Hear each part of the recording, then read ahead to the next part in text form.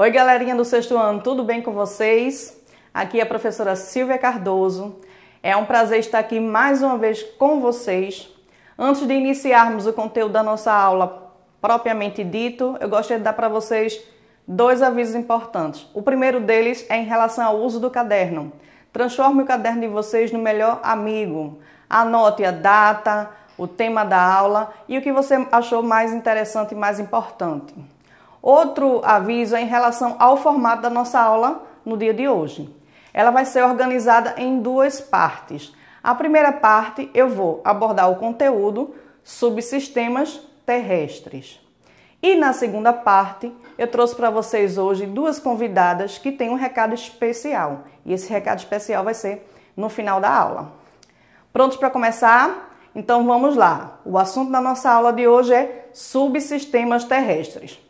Para a abertura da aula, eu trouxe uma música bem conhecida, que foi uma música escrita por Guilherme Arantes, e o nome dessa música é Planeta Água. Eu não vou cantar, porque senão vocês vão sair correndo da televisão, do computador. Mas eu vou ler mais ou menos algumas estrofes da letra dessa música, tá? Então, ela diz o seguinte: água que nasce na fonte serena do mundo e que abre um profundo grotão, água que faz inocente riacho e deságua na corrente do ribeirão.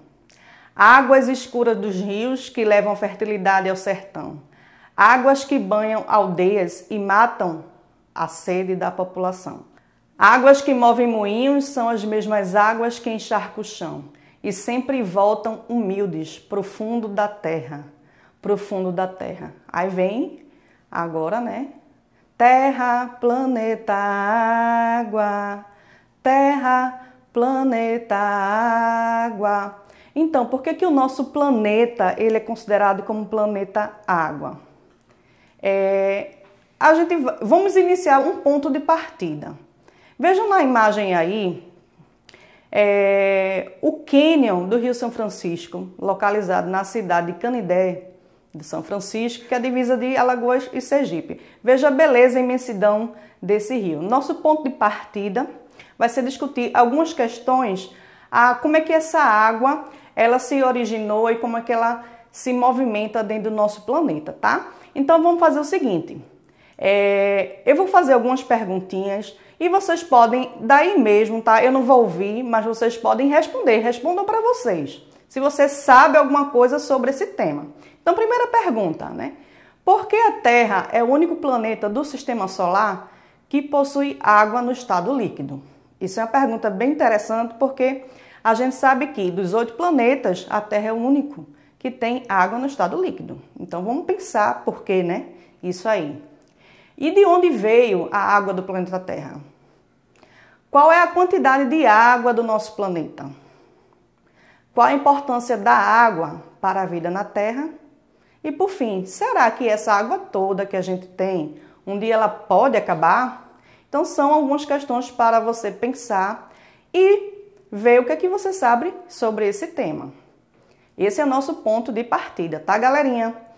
A partir daí, tá, nós vamos entrar em um subsistema. O que é um subsistema? Nós temos o planeta Terra, que é um grande sistema, certo? Dentro desse grande sistema, nós temos os subsistemas.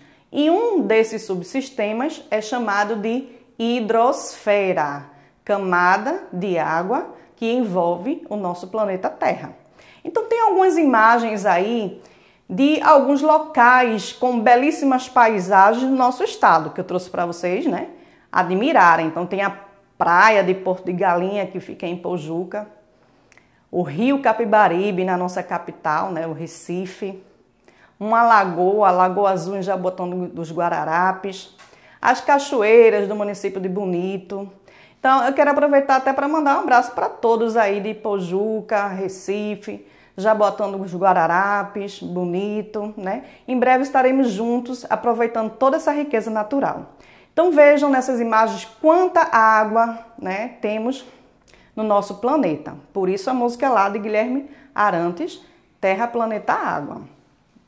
Bom, essa água ela pode estar presente em três estados físicos. A molécula da água é formada por 2 átomos de hidrogênio e 1 de oxigênio. Vejam na imagem aí, ao lado, a molécula da água, certo? Sendo formada por o oxigênio, que é um átomo, está aí no meio, representado pela esfera azul, ligado aos 2 átomos de hidrogênio na cor cinza. Então, a substância água é formada por milhares e milhares e milhares dessas moléculas aí. Na imagem, vocês estão vendo aí os 3 estados possíveis que a água vai se encontrar nos nossos ambientes naturais. Então, tem a água no estado líquido. Veja na imagem que, se a gente puder olhar de perto as moléculas da água no estado líquido, elas vão estar mais ou menos próximas. Já no estado sólido, como no iceberg, as moléculas da água elas vão estar muito próximas uma das outras, elas vão estar bem agregadas, bem unidas. E no estado gasoso, a gente encontra água no estado gasoso, por exemplo, na nossa atmosfera, as moléculas da água elas vão estar mais distante uma das outras. Mas em todas as situações, tanto no estado líquido, no estado sólido, como no estado gasoso, a molécula da água vai ser a mesma. A diferença é apenas o estado de agregação, o estado de união, a proximidade entre elas, tá? Então, continuando aí falando sobre a nossa hidrosfera, vamos pensar agora na distribuição de água no nosso planeta. Quanto de água, lembra daquela pergunta lá no início? Quanto de água nós temos no nosso planeta Terra? Nós temos aí 2 gráficos. Veja na imagem o gráfico 1, que mostra a quantidade de água salgada, que é o azul escuro. Nós temos 97,5% de água salgada.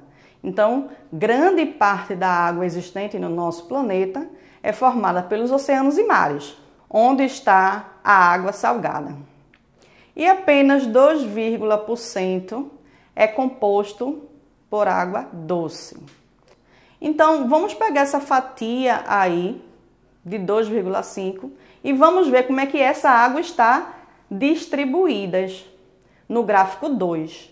No gráfico 2 a gente tem as geleiras na cor azul com 68,9%. Então, grande parte da água doce está nas geleiras. Na cor amarela, a água subterrânea, que é aquela água que vai estar debaixo do solo, formando os lençóis freáticos ou lençóis subterrâneos, né? Nós temos aí 29,9% nessa região. A umidade do ar, na cor verde, 0,9%. E, finalmente, os rios e lagos, que tem 0,3% de água doce. Então, a gente pensa assim, terra, planeta, água, né? Mas quando a gente pensa na água que é utilizada para, por exemplo, a gente beber, é apenas 0,3%. E desses 0,3% dos nossos rios e lagos, muitas delas estão contaminadas, poluídas. Então, a gente tem que pensar bem, né? Quando a gente fala terra, planeta, água, acha que essa água nunca vai acabar, a gente desperdiça, a gente gasta e a gente pensa que isso aí é uma fonte inesgotável e não é. A gente precisa ter cuidado com a nossa água, economizar e não desperdiçar. Principalmente nessa época onde a gente está precisando lavar as mãos com frequência, então é um elemento muito importante para a vida. Bom, gente, então vamos falar agora sobre o ciclo da água na hidrosfera. A água do planeta Terra ela não fica parada, tá? Vamos entender aí por quê. Observe na imagem, tomando como início a água da nuvem. E você pode escrever no seu caderno a sequência do ciclo da água. Então vamos começar aí pelo número 1. O que é que você está observando? Nós temos uma nuvem grande, né, que vem do nosso oceano, na direção do oceano, para o nosso continente. Quando chega no continente, quando essa nuvem ela fica bem pesada, o que é que vai acontecer? Vai chover. A água vai pesar e vai chover, vai molhar as nossas plantas, encharcar o solo e por aí em diante. Ela vai seguir até o ponto 2. No ponto 2, essa chuva vai ocorrer nas regiões montanhosas e aí essa água ela vai se converter no estado sólido aí nessa região. O que é que vai ocorrer aí também? Vai ocorrer que uma parte dessa água ela vai penetrar para as camadas internas da terra, para o solo, formando os nossos lençóis freáticos. Continuando todo esse processo, a gente vai ver que essa água que está lá no lençol freático, ela pode emergir, ela pode brotar, formando os rios. Os rios vão descer geralmente das montanhas. Você vê aí na imagem no meio, né? Formando os rios. E esse rio ele vai acabar lá no mar, ele volta para o mar. E nessa volta para o mar, a gente está vendo aí no número 4, essa água do oceano ela vai ser aquecida pelo sol, vai evaporar e vai formar as nuvens novamente, formando todo esse ciclo. Então, nessa imagem aí, a imagem que você pode, como eu falei inicialmente, escrever no seu caderno a sequência com as suas palavras. Eu vou apresentar para vocês agora outra imagem, mostrando também o ciclo da água, já com alguns conceitos e algumas palavras um pouco mais específicas, tá?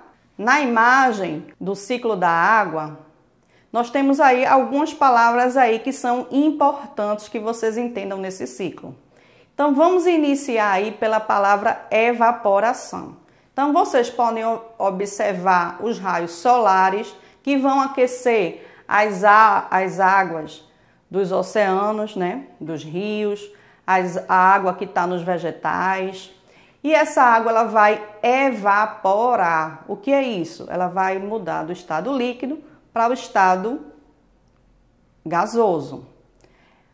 Esse vapor de água, à medida que ele vai subindo na atmosfera, vai chegando na região mais fria da atmosfera, em que a água vai mudar novamente de estado. Ela vai passar do estado gasoso para o estado líquido, formando aí as nuvens, né? Esse processo de mudança do estado gasoso para o estado líquido na formação da nuvem é chamado condensação.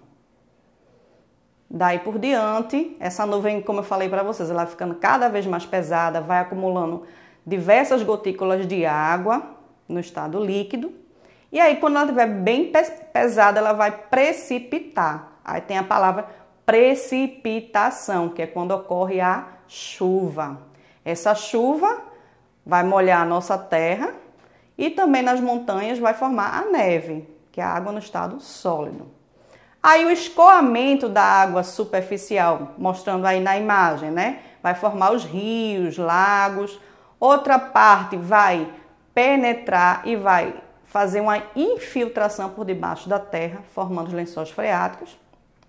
E tudo isso depois vai voltar, vai compor o nosso oceano, certo? Então daí continua o ciclo novamente.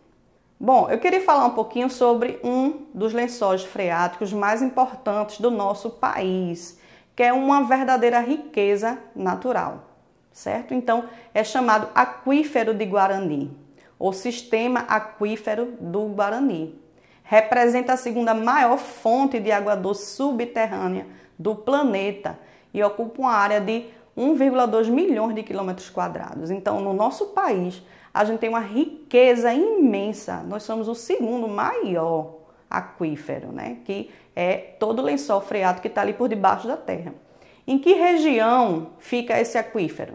A gente observa aí alguns estados brasileiros em que esse aquífero está localizado, né? MT, que é o Mato Grosso, Goiás, Mato Grosso do Sul, na sigla MS, São Paulo, Paraná, Santa Catarina, Rio Grande do Sul. Então, toda essa região aí, por debaixo da terra, tem esse aquífero. E o nome desse aquífero é uma homenagem. Ele recebeu esse nome em 1996, pois a região onde se encontra está associada ao território onde viviam parte dos índios guaranis. Bom, gente, então assim, nós vimos toda essa riqueza do nosso planeta, da Terra, planeta Água, mas nem sempre foi assim. Vamos ver na imagem. No princípio, a Terra era uma bola de fogo. com a formação do sistema solar, com a explosão do Big Bang, né? A Terra inicialmente era uma bola de fogo, não tinha água no estado sólido. Então passou muitos bilhões de anos para que a Terra se resfriasse. O que é que acontecia? Vocês estão vendo aí na sequência a bola de fogo. A imagem do meio tem os vulcões liberando vapor de água. Esse vapor, ele era liberado, ia para a atmosfera, voltava para a Terra no estado líquido e esse processo ele foi se repetindo durante milhões de anos, durante esse processo de resfriamento da crosta terrestre, até ocorrer a formação dos mares. Então veja que é um processo progressivo e que durou bilhões de anos para isso acontecer, tá? Então não é tão fácil assim achar a Terra, planeta, água, a gente tem essa riqueza toda, mas foi um processo que durou bilhões de anos. E da mesma forma que no início não tinha água no estado líquido, a gente pode terminar também sem água suficiente para a sobrevivência dos seres vivos no planeta, porque isso é um processo cíclico. A gente vai ver que, no princípio, com a formação dos mares, foi importante para a origem da vida no planeta. Então a vida ela se originou nesses mares. As diversas substâncias contidas na atmosfera, gás carbônico, amônia, entre outros gases, reagiram entre si, ficaram depositados nas águas aquecidas dos mares, reagindo, formando moléculas orgânicas, até formar os primeiros seres vivos. Então, os primeiros seres vivos se originaram nos mares primitivos. E esse momento é muito importante porque é nesse momento em que os seres vivos formados nessa água fornecem para a atmosfera o gás oxigênio. Então, modifica a composição da atmosfera da Terra primitiva. Antes da existência dos mares, da existência da vida, não tinha gás oxigênio na atmosfera. Depois desse processo, a gente vai ter uma atmosfera com gás oxigênio, que é um gás essencial para a respiração, para a vida, certo? Então, por que eu comecei com a água? A água ela foi importante para a formação da crosta terrestre, que a gente vai ver mais adiante como um subsistema, e também para a composição da atmosfera que a gente tem hoje. Então, na imagem a seguir, nós temos aí o sistema planetário formado pela união de vários subsistemas terrestres. Temos aí a união da hidrosfera, na cor azul. A palavra hidrosfera se refere à parte da esfera composta por água. O prefixo hidro se refere à água. Essa hidrosfera, ela está unida, ela está relacionada a outros subsistemas, chamado de litosfera, na cor amarela aí. Lito quer dizer pedra, ou seja, esfera de pedra, que é a parte rochosa do nosso planeta, né? Vocês devem ter estudado já a crosta terrestre. Unido à hidrosfera e à litosfera, temos o subsistema da atmosfera, que seria a parte da esfera composta por ar. Átimo se refere a ar. E a união desses três subsistemas, hidrosfera, litosfera, atmosfera, vai proporcionar, vai possibilitar a existência da vida no nosso planeta. Então vocês estão vendo aí no centro a palavra biosfera, que corresponde à camada de vida que está presente no nosso planeta Terra, né? O prefixo bio se refere à vida. Toda palavra que tiver bio tem uma relação com a vida. Então vejam que eles não existem separados, eles estão interrelacionados. Um depende do outro para existir. Se a gente mexer em algum desses subsistemas, vai ocorrer um desequilíbrio ambiental, que a gente vai ver o que é que acontece mais a seguir. E aí vamos falar especificamente agora sobre a litosfera, que é a camada de rocha da nossa Terra. Então a gente está vendo aí a camada sólida mais externa do planeta, constituída por rocha e solo. Essa crosta terrestre, essa camada sólida, ela recebe nomes diferentes dependendo da região que ela está. Quando ela está abaixo do mar, ela vai ser chamada de crosta oceânica. Quando ela está na região continental, onde tem as montanhas que vocês estão vendo na imagem, a gente vai chamar de crosta continental. Além dessa crosta, que é a camada mais externa, abaixo da crosta, tanto da oceânica como da continental, tem o manto superior, que seria rocha já no estado já líquido. A união da crosta com o manto superior vai formar o que a gente chama de litosfera. Observe na imagem, mais uma vez, que tem a litosfera oceânica na região dos oceanos e a litosfera continental na região onde tem as montanhas, continentes, as planícies e assim por diante. E aí, uma pergunta que é interessante a gente pensar é como é que ocorreu o processo de formação dessa crosta, especialmente o solo. Então, isso aí também é um processo que leva diversos anos, bilhões de anos para acontecer. Na imagem nós temos a sequência aí com uma rocha mãe. Essa rocha ela vai sofrer a ação de agentes físicos, como por exemplo, variação de temperatura, ação do gelo, ação dos ventos. Tem os agentes biológicos, que são alguns micro-organismos que conseguem habitar essa região de rocha, como líquens, bactérias e musgos, que vão agir sobre essa rocha. E os agentes químicos, como por exemplo, a ação da água da chuva. Então, juntando esses três agentes, a gente vai dizer que esse processo de ação sobre a rocha é chamado de intemperismo. É esse intemperismo que vai fragmentar a rocha. Veja que inicialmente é uma estrutura bem maior. À medida que vai passando o tempo, que vai sofrendo esse intemperismo, aí vai fragmentando, vai formando pedras menores, até formar o grão de areia.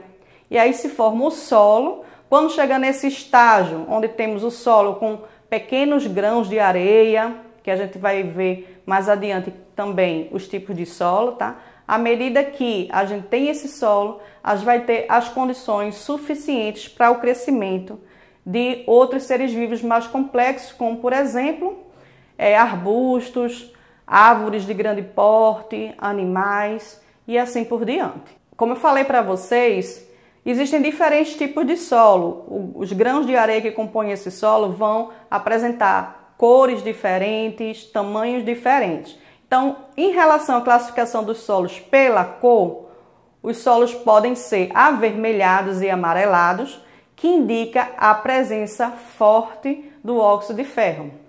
Já os solos mais escuros indica forte presença de matéria orgânica.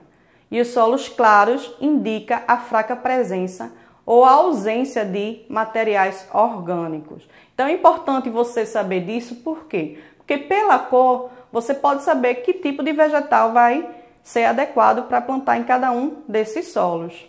Então esse solo, ele pode ser classificado também pela textura, dependendo do tamanho do grão que vai formar esse solo. Então quando o solo é arenoso, a gente vai encontrar uma grande quantidade de grãos de areia, que são partículas menores. Isso vai fazer com que esse solo seja muito poroso, permeável, ou seja, ele absorve uma quantidade grande de água e também ele vai ser pobre em nutrientes. Então, se você pensar aí, esse solo ele seria propício ou não para o plantio? Se ele não guarda água, se ele absorve a água como se fosse uma peneira, a água penetra, mas ele não segura a água. Se ele é pobre em nutrientes, então não é todo vegetal que vai se adaptar a esse tipo de solo. A gente encontra esse tipo de solo, por exemplo, nas praias, né? É um exemplo de um solo arenoso.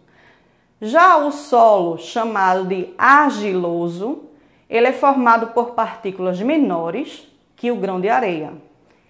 Retém mais água e nutrientes, como cálcio, potássio e ferro. E aí esse solo vai ser propício para o desenvolvimento de diversos tipos de vegetais, porque ele consegue reter água e tem nutrientes para o crescimento desses vegetais. Então, é um solo indicado para o plantio de determinados tipos de vegetais, certo? E o último solo é chamado de umífero.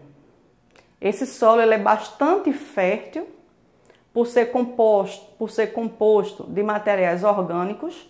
O que é material orgânico? Seria restos provenientes de animais e vegetais em processo de decomposição. Além disso, ele tem também areia e argila. Então, toda essa mistura vai formar o que a gente chama de humus. Veja na imagem aí a pessoa segurando o solo, como é que ele é bem escuro. Então, quanto mais escuro for o solo, mais fértil ele vai ser para o plantio dos nossos vegetais. Então, se você quiser fazer uma horta, qual seria o melhor tipo de solo? O umífero. Bom, vamos ver agora na imagem aí o nosso terceiro subsistema, que é a atmosfera. A atmosfera ela não é uma camada uniforme, única. Ela é formada por diversas subcamadas ou regiões, né? Vamos ver na imagem aí essa sequência. Então, iniciando da troposfera, que é a camada mais interna, que é a camada onde estão todos os seres vivos, é a camada onde ocorrem os fenômenos climáticos, chuvas, tempestades, furacões. É nesta camada também que circulam os aviões, aeronaves, tá? Então, começando aí a primeira camada de dentro, da parte mais interna para fora, é a troposfera. A segunda camada é a estratosfera. Nessa camada é importante destacar a presença da famosa camada de ozônio, que nós vamos ver a seguir a importância dela. No meio tem a mesosfera. Nessa camada aí nós vamos observar aí alguns fenômenos bem interessantes, como por exemplo a presença de meteoros que se fragmentam nessa camada aí. Quando a gente observa, né, esses fenômenos, a gente diz, eita, uma estrela cadente. Pronto, é nessa camada aí que ocorrem esses fenômenos. Fragmentação de meteoros, é possível ver nessa camada. A próxima camada é a termosfera e a última, exosfera. É importante, o que é importante saber aí? A sequência e o que é que acontece em cada uma delas, tá? Então, a primeira é troposfera, a segunda estratosfera, a do meio mesosfera, termosfera e exosfera. Professora, como é que a gente faz para lembrar desses nomes difíceis todos? Então, eu vou dar algumas dicas, tá? Eu gosto de usar algumas coisas para memorizar sequências. Eu não sou muito boa de memória, então uso algumas técnicas de memorização. Então, para isso eu pensei na palavra tem. Só que esse tem tá com M, certo? O tem mesmo é escrito com N, mas para essa dica aqui a gente vai imaginar a palavra tem com a letra M. Então, veja na imagem aí a sequência. Tem, a primeira letra, que é o T, se refere à troposfera, que é a primeira camada. Lembre-se, tropo, ela está próxima à Terra. Aí vem o E de estratosfera, o M que está no meio, então você lembra meio, mesosfera. O T de termosfera e o E de exosfera. Esse último E, veja o prefixo exo. Exo quer dizer fora, é a camada mais externa. É nessa camada aí que circula, por exemplo, as espaçonaves, das missões que foram feitas para a Lua. As espaçonaves aí, elas circulam nessa exosfera aí. Beleza?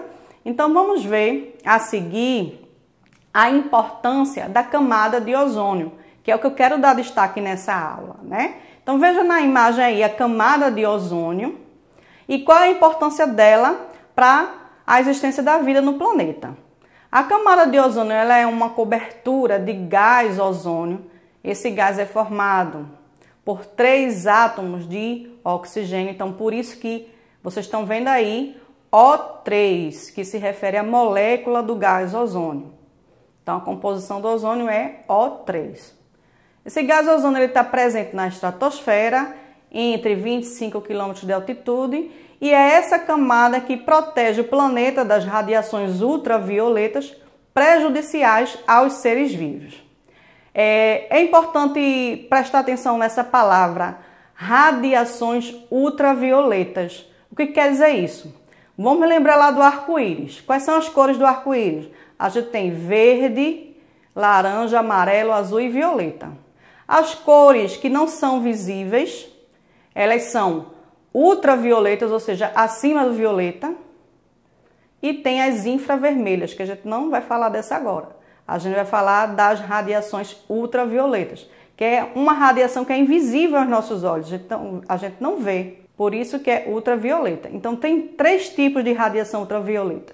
Veja na imagem aí a primeira, UVC. Aí vem UVB e UVA.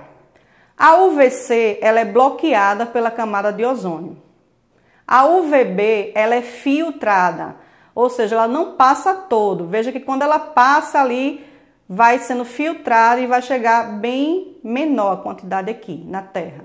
E a UVA ela passa normalmente, certo? Então, qual seria a importância da camada de ozônio para a vida na Terra? Ela filtra grande parte da radiação do tipo UVB e bloqueia a UVC, que são radiações que podem causar prejuízo para a saúde de todos os seres vivos, inclusive no ser humano, causando o famoso câncer de pele. É por isso que a gente tem que usar protetor solar para não desenvolver um câncer de pele, porque esse protetor solar é uma forma de bloquear parte dessa radiação que vem lá do sol, né? Então veja só, aí vejam que a camada de ozônio ela é importante. Só que acontece o seguinte, devido à ação do ser humano, essa camada de ozônio ela vem sendo afetada. Então, em algumas regiões do nosso globo terrestre, a gente vai observar os buracos na camada de ozônio. Esse buraco na camada de ozônio é um processo que ele ocorre naturalmente na Terra, durante certas épocas do ano e que depois desaparece. Ele ocorre nas regiões polares do Ártico e Antártida, já que o frio facilita a transformação química dos elementos que reagem com o ozônio. Então, observem aí no globo terrestre, a gente está vendo aí a região do Polo Sul. Veja que tem essa mancha azul, essa mancha de azul está mostrando justamente o buraco da camada de ozônio nessa região aí. Então, em roxo e em azul estão as áreas em que tem menos ozônio, enquanto em amarelo e em vermelho eu acho que tem mais. Esse registro aí é do dia 18 de setembro de 2018.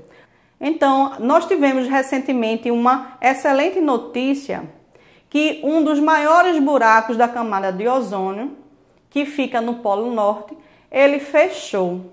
Observe na imagem aí. Nós temos aí 2 situações do globo terrestre.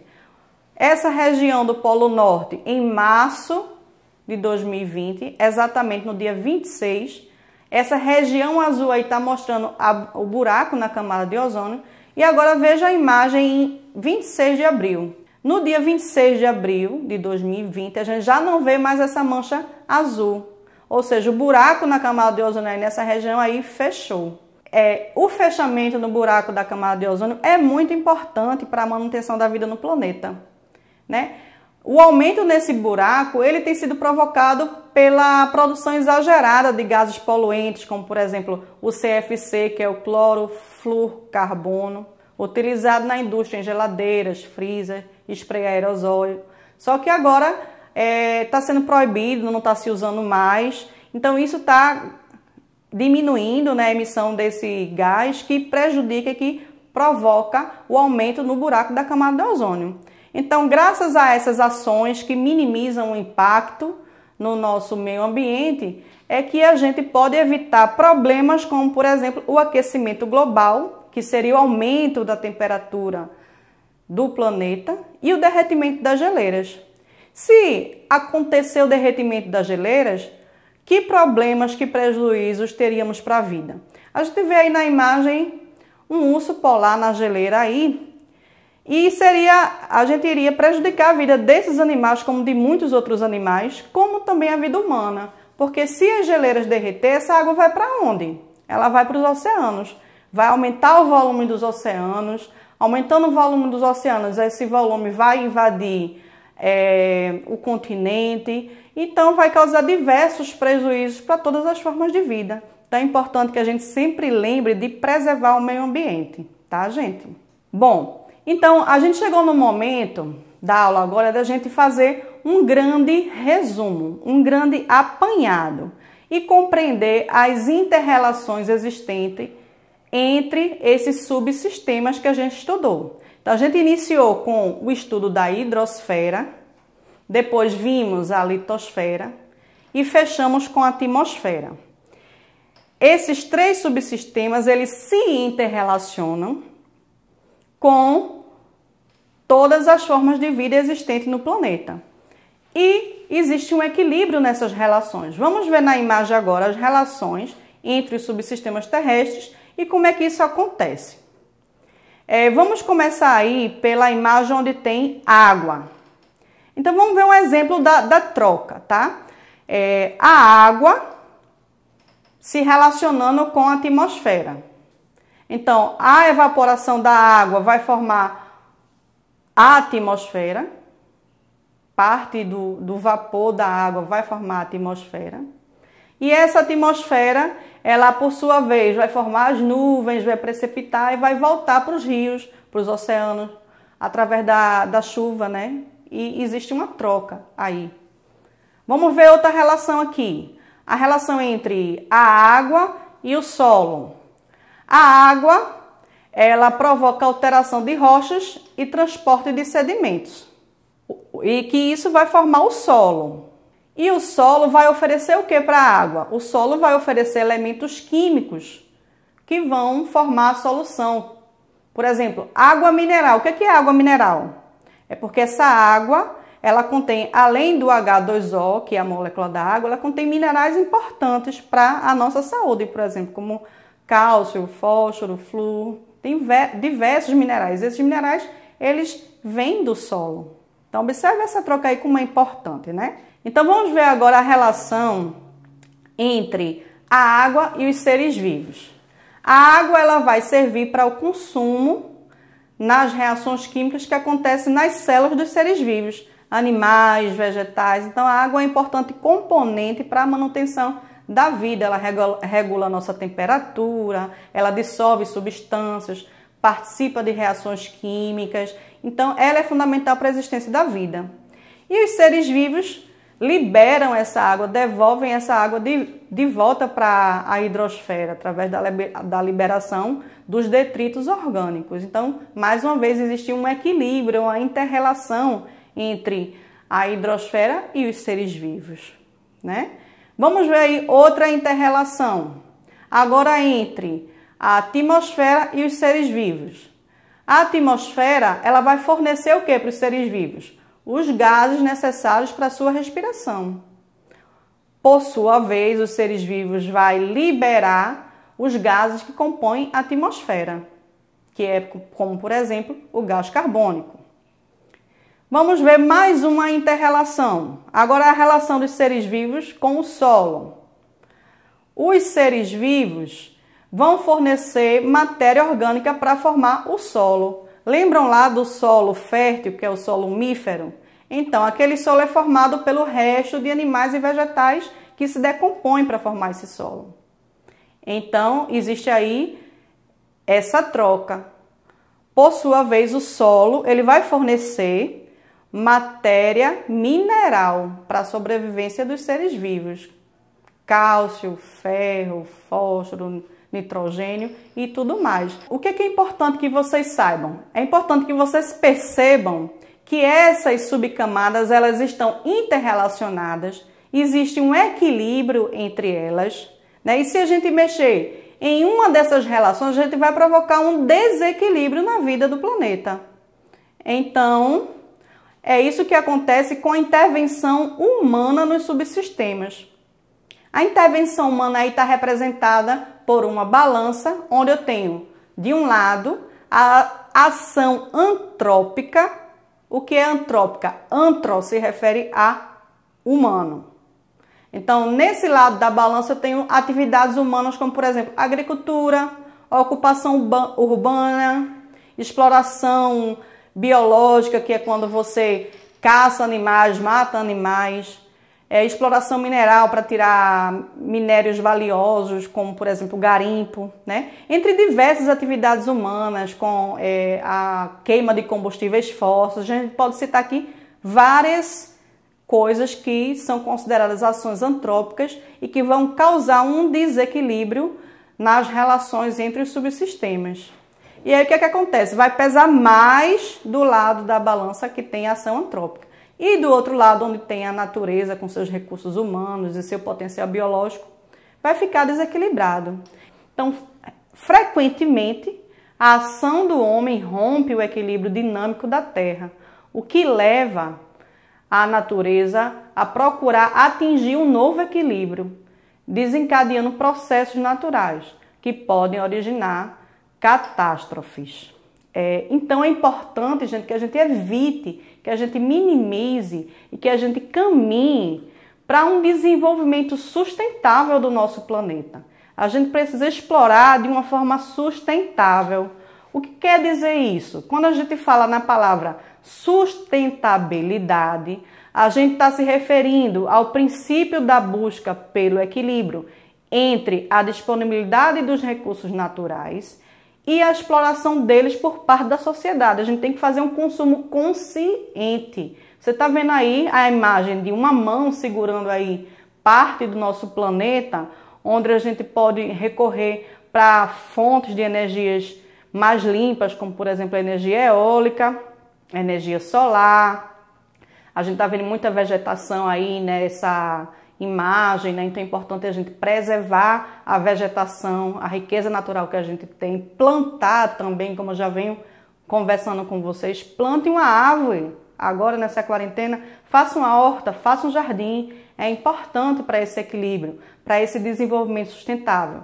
Inclusive as pessoas que cultivam horta em casa, ela está praticando a sustentabilidade.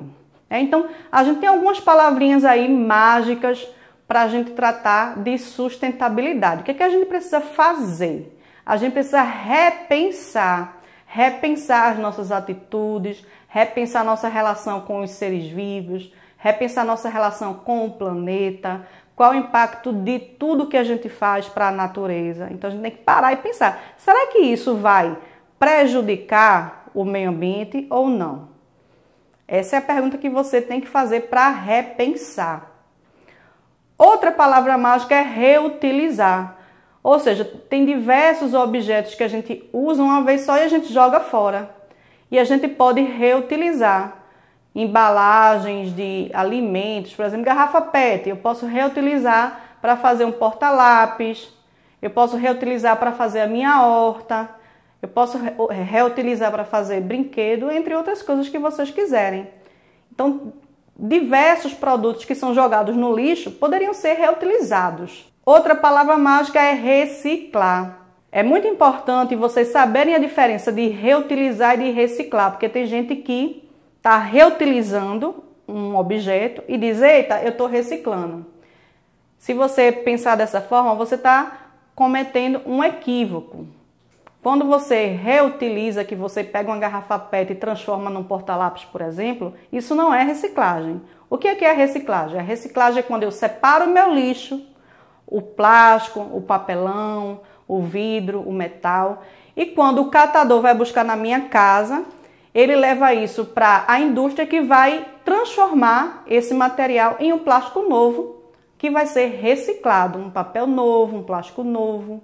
Certo? Então isso aí é a reciclagem. Então é importante para a sustentabilidade que você separe o material na sua casa, faça a coleta seletiva, porque vai ajudar também os catadores, que são pessoas importantíssimas, em que a gente precisa valorizar o trabalho desses catadores, né?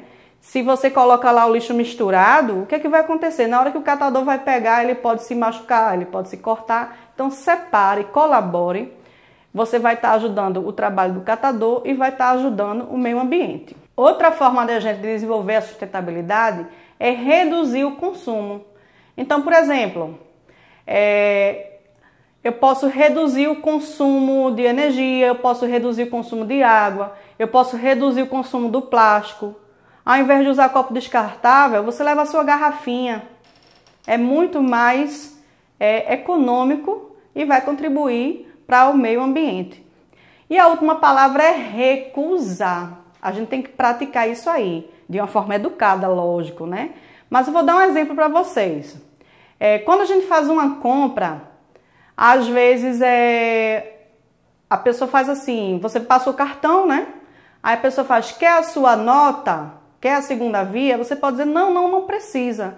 Por quê? Porque você vai estar ali deixando de produzir um lixo. Então você recusou aquele momento, você não aceitou pegar a segunda via para evitar o aumento desse detrito no meio ambiente. Então isso é recusar. Você pode recusar usar copo plástico, sacola plástica e assim por diante. Então essas palavras aí são fundamentais para a manutenção da vida e o equilíbrio do nosso planeta.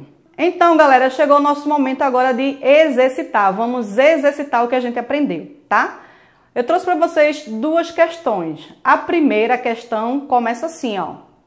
Sobre a hidrosfera terrestre, assinale a alternativa incorreta. Na letra A hidrosfera forma um sistema biológico e geográfico amplo, dinâmico, rico em espécies e autônomos.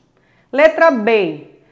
As águas presentes na Terra atuam sobre os demais sistemas terrestres, como na modelagem do relevo e na distribuição dos seres vivos. Letra C.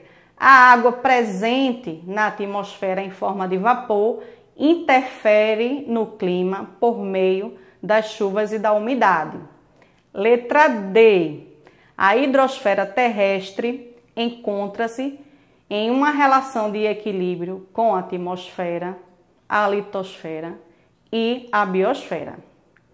Vou dar um tempinho aí para você pensar. Vá pensando, qual é que você acha que é a alternativa incorreta? E aí, já chegou na resposta? Quem respondeu a letra A, acertou. Essa é a alternativa incorreta. Observe onde é que está o erro aí nessa alternativa. Quando ele diz que a hidrosfera é uma forma de sistema biológico e geográfico amplo, dinâmico, rico em espécies e autônomo, o erro dele está aí, na palavra autônomo. O que quer dizer autônomo? É como se a hidrosfera fosse independente. E a gente viu que nenhum subsistema é independente. Um depende do outro. Existe um equilíbrio entre eles, tá? Tudo bem até aí? Vamos agora para a nossa segunda questão. Os elementos da biosfera estão em pleno equilíbrio, de forma que alterar negativamente um desses vários componentes significa gerar prejuízos para todo o sistema terrestre.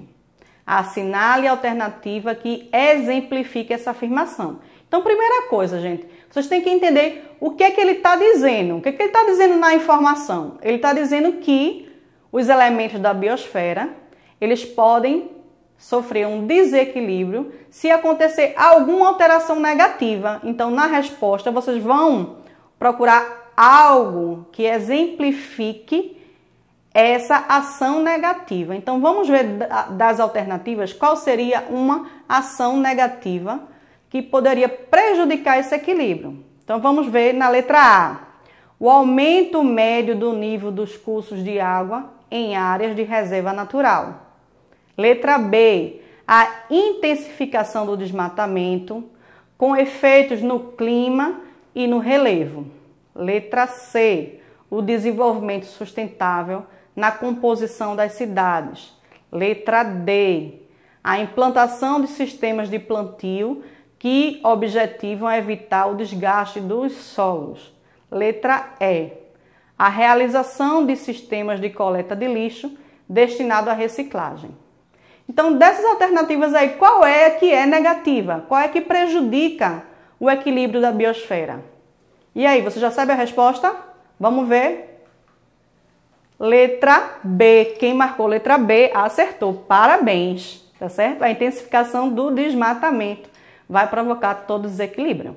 Então, nós vamos agora para o segundo e último momento da nossa aula, onde eu estou trazendo aqui duas convidadas especiais para trazer uma mensagem para vocês nesse momento. É a Blitz Animal. Nós temos aqui a Preta e a Mini. Essas duas aí são as minhas filhas de 4 patas. Todas duas foram adotadas, elas viviam na rua, abandonadas, né? Então, uma eu peguei diretamente da rua, que é a Mini, e a preta eu peguei no mutirão de adoção. Então, são as minhas filhas, elas estão aqui para passar a mensagem para vocês. Oi, amiguinhos e amiguinhas, tudo bem com vocês? Estamos aqui para verificar se vocês estão tratando bem o seu bichinho. Somos seres sencientes, ou seja, temos a capacidade de sentir dor, medo, alegria, tristeza e até saudade. Assim, temos consciência dos nossos sentimentos. Nosso bem-estar depende de vocês. Portanto, observe se estamos livres de fome, sede, dor, desconforto, medo e estresse. Precisamos ter liberdade para expressar nosso comportamento natural, como cavar, roer, farejar, latir, rasgar e etc. Nós trouxemos aqui nosso coleguinha que infelizmente está preso na corrente e ele vai dizer o seguinte para vocês. A corrente limita meus movimentos, minhas pernas doem de ficar numa só posição. Tenho vontade de correr e andar livremente. Sinto agonia e tristeza de ficar aqui o tempo todo. Então, gente, manter animal preso em corrente por mais de 24 horas é um crime ambiental. A gente não está falando de preservação ambiental, a gente está falando lá da exploração do ser humano. Então, a gente tem que se preocupar com o cuidado que a gente tem tanto dos animais silvestres como também os animais domésticos.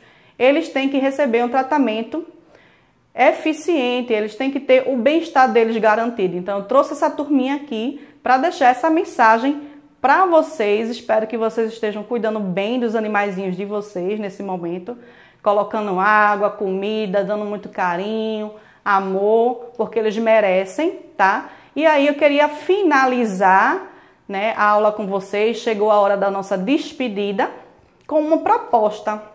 Continue seguindo as nossas ações pelo EducaPE Oficial pelo Instagram. E se você quiser mandar lá uma foto do seu animal, do seu bichinho, manda lá e diz que você está assistindo a aula de ciências e aprendeu muitas coisas legais. Até a próxima aula!